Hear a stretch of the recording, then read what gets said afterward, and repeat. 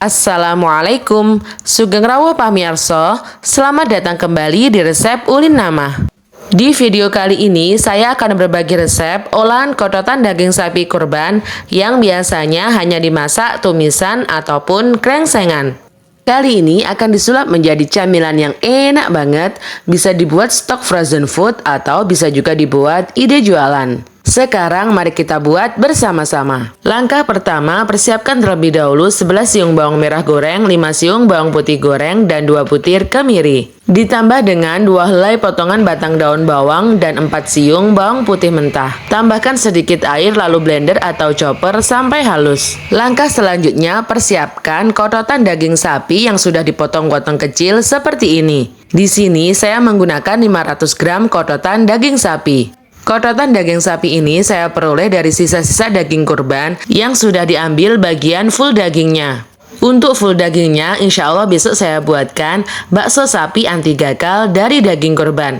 Jadi untuk kototan dan lemak-lemaknya digunakan isian bakso tahu. Sebenarnya di tahap ini kalian bisa potong kototannya menjadi kecil-kecil banget. Atau bisa kalian chopper menggunakan chopper yang tajam ya, supaya pisaunya tidak cepat rusak. Setelah dichopper, adonannya tidak bisa selembut adonan bakso ya, jadi masih tetap bergerindil seperti ini. Masukkan ke dalam wadah besar dan masukkan bumbu halus tadi. Masukkan 200 gram tepung tapioka dan 100 gram tepung terigu. Untuk bumbu halusnya disarankan wajib menggunakan potongan batang daun bawang supaya hasilnya lebih harum dan lebih sedap. Penggunaan 100 gram tepung terigu di sini supaya hasilnya lebih lembut dan tidak terlalu kenyal banget. Karena di sini kita menggunakan kototan daging sapi ya, bukan daging sapi fullnya. Jadi masih terasa ronyah-ronyah tapi hasilnya empuk dan kenyal. Selanjutnya masukkan sedikit demi sedikit air panas atau air hangat sambil terus diuleni seperti ini. Tambahkan seasoning seperti penyedap rasa, merica bubuk, garam secukupnya, sesuai selera masing-masing ya. Kemudian uleni terus-menerus sampai adonannya kali seperti ini. Untuk tekstur adonannya tidak terlalu kekurangan air ataupun kebanyakan air, jadi pas seperti ini ya. Tipsnya, saat menguleni adonan tadi, masukkan air sedikit demi sedikit. Jika kekurangan, masukkan lagi sampai teksturnya pas seperti ini. Langkah selanjutnya, persiapkan tahu pong atau tahu goreng secukupnya. Di sini saya menggunakan tahu goreng atau tahu mateng yang bisa dibeli di pasar. Untuk tahu gorengnya, ini kategori tahu goreng yang besar ya, kemudian dipotong menjadi 2 bagian seperti ini. Kemudian kalian boleh langsung memasukkan adonan ke dalamnya atau isian tahu goreng yang di dalamnya itu dibuang terlebih dahulu supaya adonan tahu bakso yang dimasukkan ke dalamnya menjadi banyak dan padat.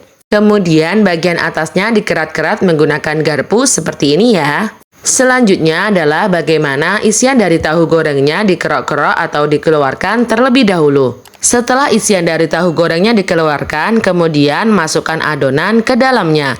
Jadi adonan tahu baksonya menjadi padat dan isiannya menjadi lebih banyak. Kemudian bagian atasnya dikerat-kerat seperti tadi ya.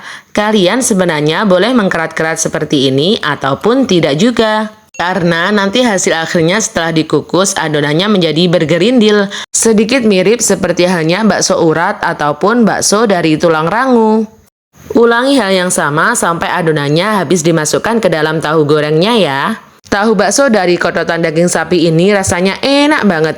Tidak ada bau amis-amis sama sekali ataupun bau yang lainnya. Rasanya enak, kenyal, lembut, dan premium. Jadi olahan dari hasil daging kurban tidak melulu digunakan krengsengan atau tumisan ya. Bisa dijadikan bakso lengkap beserta topping-toppingnya seperti bakso besar, bakso kecil, tahu bakso, dan juga siomay. Resep ini saya dapatkan ketika saya seringkali gagal membuat adonan bakso dari daging kurban. Karena untuk adonan bakso hanya menggunakan full daging ya, dan supaya tidak mubazir bagian kototannya dibuat tahu bakso dan juga siomay. Setelah semua adonan dimasukkan ke dalam tahu goreng, maka hasilnya menjadi seperti ini.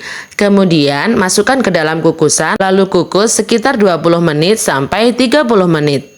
Setelah sampai 30 menit, belum dibuka saja wanginya sudah tercium enak banget.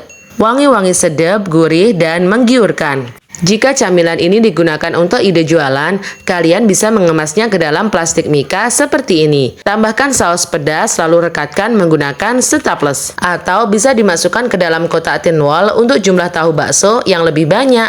Untuk harganya sendiri, per piece atau per tahu bakso bisa kalian bandrol dari Rp2.000 sampai Rp3.000. Atau disesuaikan dengan keinginan kalian masing-masing ya. Sekedar pemberitahuan saja ya, channel masak ini yang asalnya bernama Resep Mama Masak berubah menjadi Resep Ulin Nama. Untuk menghindari nama channel yang hampir mirip, hampir sama, dan juga hampir menyerupai. Semoga kalian lebih enjoy dan resep-resep yang saya bagikan lebih bermanfaat. Selain dibuat ide jualan, tahu bakso ini bisa juga dibuat stok frozen food loh. Cukup dikukus tahu bakso yang masih mentah, lalu tunggu sampai dingin dan masukkan kotak tinwall seperti ini. Kemudian simpan ke dalam freezer supaya lebih awet dan tahan lama. Jika disimpan ke dalam kulkas bagian chiller, awet sekitar 4-5 hari. Selamat mencoba resep ini sendiri di rumah ya, dan lengkapi hari tasyrik kalian dengan tahu bakso kototan daging sapi. Semoga resep ini bermanfaat. Terima kasih kepada teman-teman semua yang telah menonton video ini sampai selesai. Dukung channel kami dengan cara klik subscribe, like, dan share sebanyak-banyaknya. Dan jangan lupa nyalakan notifikasinya supaya tidak ketinggalan video terbaru dari kami. Wassalamualaikum warahmatullahi wabarakatuh.